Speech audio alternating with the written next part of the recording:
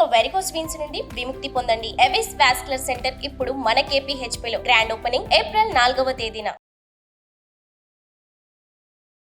నమస్తే విజయవర్ధన గారు. నమస్తే ఉషా.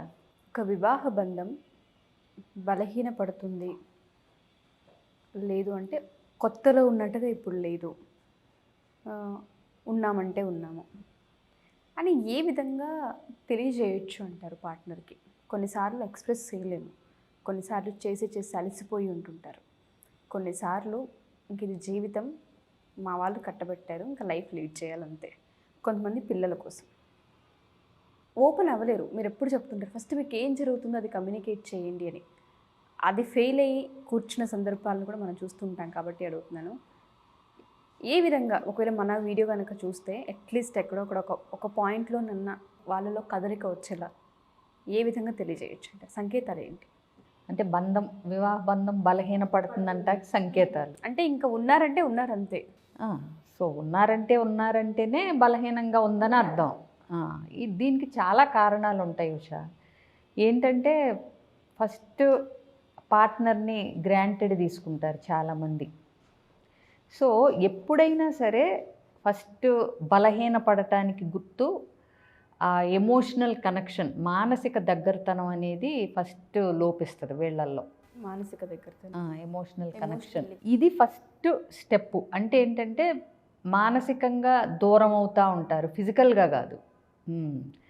సో దానికి మళ్ళీ చాలా ఫ్యాక్టర్స్ ఉంటాయి. అంటే ఒకళ్ళ మీద ఒకళ్ళకి గౌరవం లేకపోవటం, ఒకళ్ళనొకళ్ళు అర్థం చేసుకోకపోవటం, ఒకళ్ళ అభిప్రాయాలు ఒకళ్ళకి నచ్చకపోవటం, డిస్టర్బెన్సెస్ ఉన్నప్పుడు, ఆర్గ్యుమెంట్స్ అవుతున్నప్పుడు వాటిని ఎలా సాల్వ్ చేసుకోవాలో తెలియపోవటం, ఇంకా అసలు నెంబర్ ఆఫ్ ఉంటాయి. ఇప్పుడు ఒక్కొక్కళ్ళ వివాహ బంధం ఒక కపుల్కి బలహీనపడింది అంటే సేమ్ రీజన్ ఉండకపోవచ్చు ఇంకొక కపుల్కి.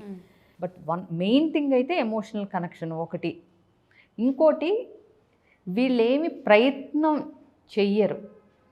అంటే బంధం బలపడటానికి కావలసిన ప్రయత్నం చేయనప్పుడు ఆటోమేటిక్గా బలహీనపడుతూ ఉంటుంది. నేను చెప్పేది అర్థమవుతుంది. ఇప్పుడు నువ్వు హెల్దీ ఫుడ్ తీసుకోనప్పుడు ఆటోమేటిక్గా నీ హెల్త్ పాడైపోతూ ఉంటుంది, అవునా కదా?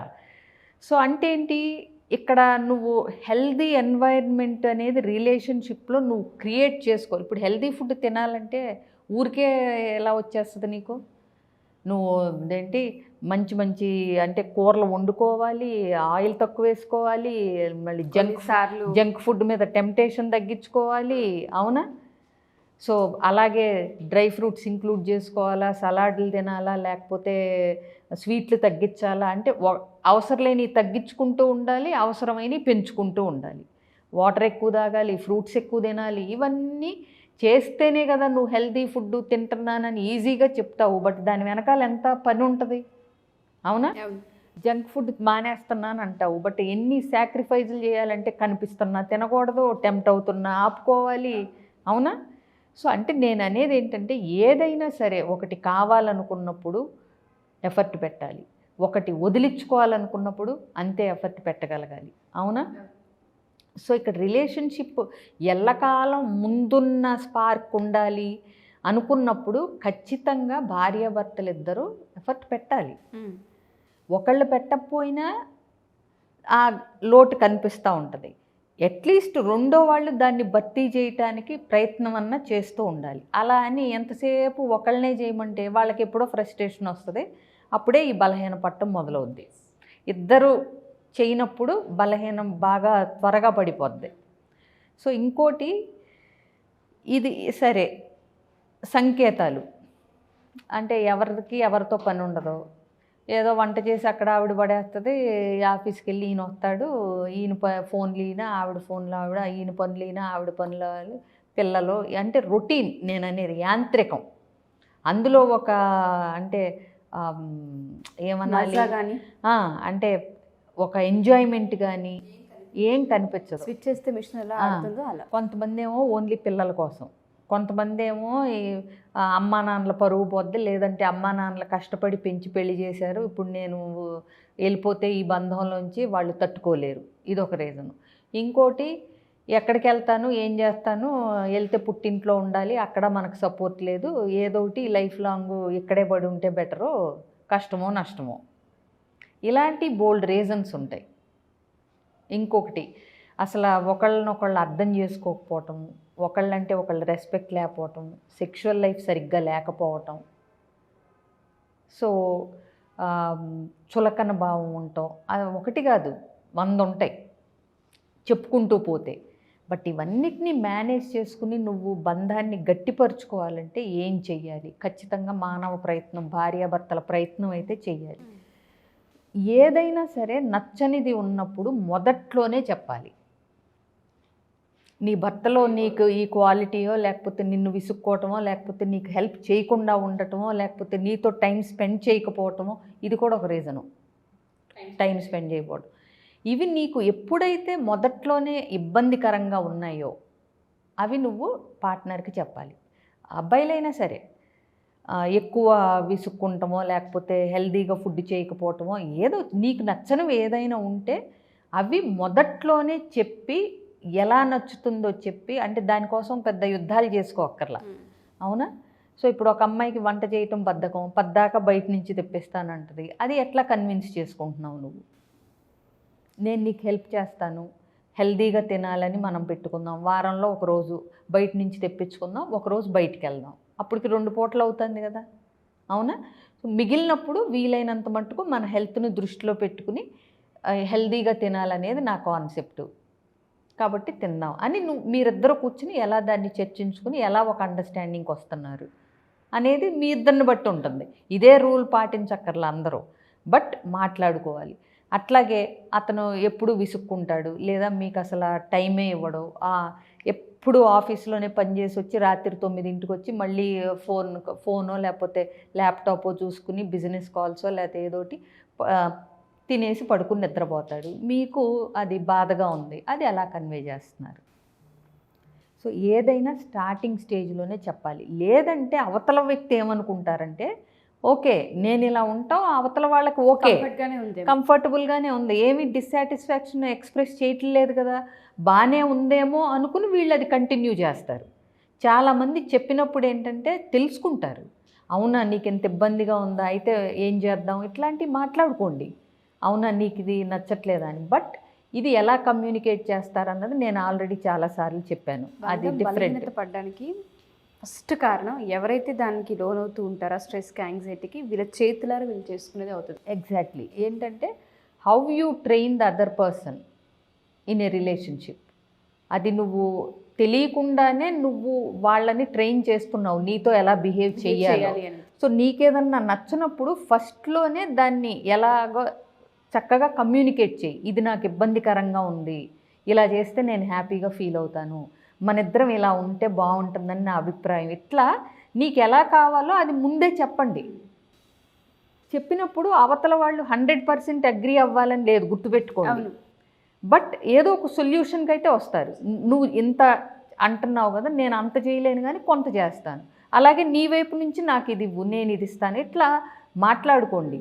ఇప్పుడు అంటే లేనివి సృష్టించలేరు కానీ ఉన్న వాటిల్ని వెసులుబాటు చేసుకోవచ్చు కదా, అవునా? అలాగే కొంతమంది ఇప్పుడు షార్ట్ టెంపర్ ఇబ్బందికరంగా ఉంటే, నువ్వు నన్ను విసుక్కున్నప్పుడల్లా నాకు ఏడుపు వస్తుంది, నాకు అంటే బాధగా ఉంటుంది, నాకు ఉండబుద్ధి కావట్లేదు అని అమ్మాయి చెప్పింది అనుకోండి, ఓకే నేను విసుక్కుంటాం వల్ల నీకు ఇంత బాధగా ఉన్నప్పుడు సరే నేను ట్రై చేస్తాను, బట్ నా కోపం 1 నిమిషమే ఉంటుంది, నువ్వు మరీ ఎక్కువ అంటే ఇబ్బంది పడొద్దు, అది నా నేచరు, కానీ నేను ట్రై చేస్తాను, నువ్వు కూడా కొంచెం నాకు గుర్తు చేస్తా, ఎక్కువ ఫీల్ అవ్వకుండా నాకు గుర్తు చేస్తూ ఉండు, నేను స్లోగా తగ్గించుకుంటాను అంటే మరి ఇలా మారలేడు కదా, అవునా? బట్ అట్లీస్ట్ నువ్వు ఇబ్బంది పడుతున్నావు అనేది తన దృష్టికి తీసుకెళ్తే తను ఏం చేయాలనేది తను ఆలోచిస్తాడు. ఓకే, అంటే అది నీ మీద కాదు ఫ్రస్ట్రేషను, నాకు ఆఫీస్లో చాలా స్ట్రెస్ ఉంటుంది, అది నీ మీద వస్తుంది, నువ్వు పర్సనల్గా ఫీల్ అవ్వకు, అది నా డ్రాబ్యాక్ కింద కన్సిడర్ చేసి నన్ను అంటే కొంచెం ఎక్స్క్యూజ్ చేస్తూ ఉండు కొంతకాలం, నేను తగ్గించుకుంటాను అన్నప్పుడు దట్స్ ఎ గుడ్ సైన్. ఇవాళకి వాళ్ళు మారిపోతాను అంటలేదు కదా అతను, బట్ రీజన్ నువ్వు కాదని కూడా చెప్తున్నాడు. సో మనం ఎక్కువ ఫీల్ అవ్వాల్సిన పని లేదు, అవునా? అలా అని అతను తగ్గించుకోకుండా అదే కంటిన్యూ చేస్తే మనకి ఇబ్బంది, బట్ నేను స్లోగా తగ్గించుకుంటాను అని చెప్తున్నాడు, that's a positive sign. So ఇలా కూర్చుని మాట్లాడుకోగలగాలి. ఇంకొకటి, ఎంత బిజీగా ఉన్నా సరే ఒక స్కెడ్యూల్ అంటూ పెట్టుకుని మీకోసం మీరు ఉండాలి ఇద్దరు భార్యాభర్తలు అనేది ఖచ్చితంగా గుర్తుపెట్టుకోండి. ఎస్పెషల్లీ ఇద్దరు వర్క్ చేస్తున్నప్పుడు, ఇద్దరు బిజీగా ఉంటున్నప్పుడు ఖచ్చితంగా ఒక టైం పెట్టుకుని, అంటే శనివారం సాయంత్రం అది మా ఇద్దరు టైము, ఇద్దరం కలిసి బయటికి వెళ్ళి మన ఇద్దరమే ఉన్నాము, ఏదో ఒకటి మీ యాక్టివిటీ. లేదంటే శనివారం మన ఇద్దరం కలిపి ఒక మూవీ చూస్తూ ఎంజాయ్ చేస్తే ఇంకే డిస్టర్బెన్స్ లేకుండా, ఏ ఫోన్ కాల్స్ లేకుండా టైం స్పెండ్ చేద్దాం. లేదా వీక్లీ వన్స్ ఎక్కడికన్నా వెళ్ళాలి. అంటే వాళ్ళిద్దరికీ ఏది కుదురుతుందో అది, ఫలానాదే అనేం లేదు. సో కొంతమందికి గుడికి వెళ్ళటం ఇష్టం, గుడిలో కాసేపు కూర్చుని కబుర్లు చెప్పుకుని ఒక అరగంట వస్తారు, వాళ్ళకి ఏది నచ్చితే అది. కొంతమంది సినిమాకి బయటికి వెళ్తారు. ఒక యాక్టివిటీ కలిసి చేసి కాసేపు మాట్లాడుకోండి. చెప్పినట్టుగానే ఒక యాక్టివిటీని ఇద్దరు కలిసి చేయాలి. అట్లీస్ట్ వారంలో ఒక రోజు మనదిగా తీసుకోవాలి. ఎగ్జాక్ట్లీ. ఏం జరిగింది వారం అంతా అని మాట్లాడుకోగలగాలి. అప్పుడు ఎప్పుడు గ్యాప్ కనిపించదు. ఇంకొకటి మనతోనే ఉన్నట్టు ఎప్పుడు ఫీల్ అవుతూ. ఇప్పుడు వంట చేయటం ఇష్టము, శనివారం మొత్తం ఒక పూట అబ్బాయిని వంట చేయమనండి, నువ్వు మొత్తం కూర్చో నేను చేస్తాను, లేదా నేను మెయిన్, నువ్వు నాకు అసిస్టెంట్ లాగా ఇవాళ నువ్వు హెల్ప్ చేయి, నేను కుకింగ్ చేస్తాను.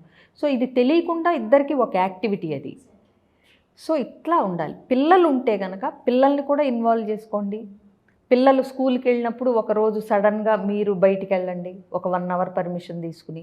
లేదంటే అలాగే పిల్లలు ఉన్నప్పుడు పిల్లలతో ఒక వీకెండ్ అంటే మామూలుగా టైం స్పెండ్ చేయండి. అంటే పార్ట్నర్స్ టైం ఉండాలి, ఫ్యామిలీ టైం ఉండాలి పిల్లలతో.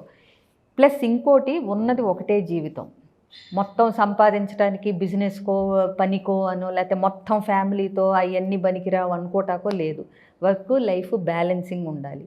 ఇంకొకటి, నీకు ఆర్గనైజ్డ్గా ఉండటం తెలిస్తే అన్నిటికీ టైం ఉంటుంది. 24 గంటల్లో భార్యకి టైం ఉంటుంది, భర్తతో స్పెండ్ చేయటానికి టైం ఉంటుంది, పిల్లలకి టైం ఉంటుంది. ఇవన్నీ ఎప్పుడంటే నువ్వు పర్ఫెక్ట్గా చక్కగా నీ డేని ఆర్గనైజ్ చేసుకోగలిగినప్పుడు అన్నిటికీ టైము ప్రశాంతంగా ఉంటుంది. పడతా లేస్తా ఉరుకులు పరుగులుగా చెయ్యక్కర్లా. దానికి మీ పార్ట్నర్ హెల్ప్ ఎట్లా తీసుకోవాలి? మీరు పొద్దున్నే 8 అందరికీ బాక్సులు కట్టి ఉరుకులు పరుగుల మీద ఎంత పెట్టుకుని వెళ్ళాలా? ముందు రోజు దాన్ని ఎట్లా ప్లాన్ చేసుకోవాలో తెలిస్తే మీ లైఫ్ ఈజీ అవుద్ది. సో ప్రతిదానికి ఖచ్చితంగా పరిష్కారం అయితే ఉంటుంది. మీ పరిధిలో ఉన్న పరిష్కారాలు మీరు వెతుక్కోగలగాలి.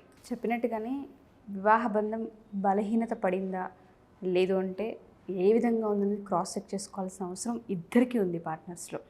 కొన్నిసార్లు ఏంటి మన మీద మనకే ఏదోలా అనిపిస్తుంది అన్నప్పుడు ఒకసారి వెనక్కి తిరిగి మన పార్ట్నర్తో మన జీవితం ఎలా ఉందో చూసుకోగలిగితే సరి చేసుకునే అవకాశం ఖచ్చితంగా కనిపిస్తూ ఉంటుంది వాళ్ళందరికీ. థ్యాంక్ యూ అండి. Thank you so much. Suman టీవీలో మీ పర్సనల్ అండ్ బిజినెస్ ప్రమోషన్స్ కోసం కింది నెంబర్కి కాంటాక్ట్ చేయండి.